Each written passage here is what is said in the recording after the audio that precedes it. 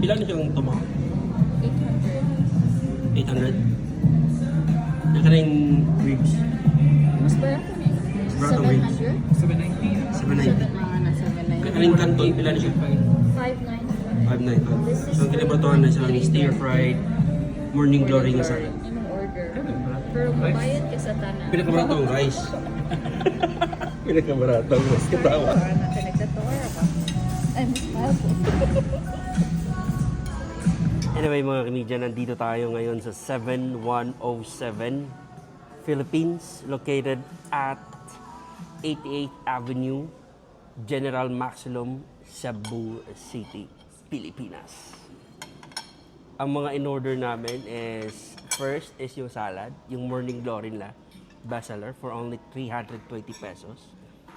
Pangalawa is yung itong tomahawk, worth 800 pesos ba yun? If I'm correct. 895, something like that. Tapos yung ribs na in-order natin. Tapos yung pancit canton. Medium spicy or less spicy. First na titikman natin is yung Morning Glory na salad. Ito yung bestseller nila sa tatlong klaseng salad nila na nakita ko doon sa kanilang menu. Let's eat. Wow! Grabe.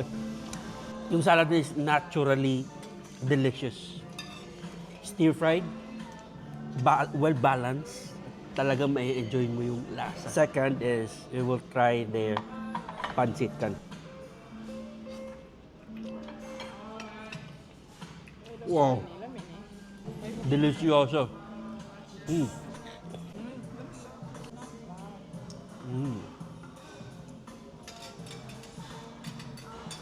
Wow.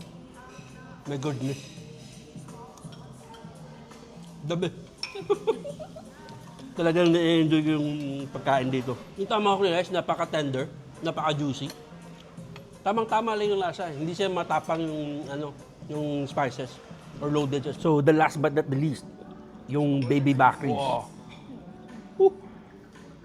Apoy pa lang ulam na. My goodness.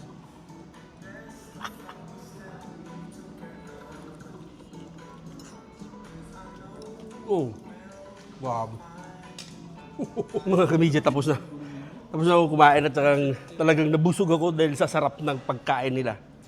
Well, highly recommended, especially yung pancit canton. Yung tomahawk nila, yung baby back ribs at saka yung stir-fried na pork. Say hi to my vlog. Naghanap ko ng food vlogger? Oo. Nandito na ako.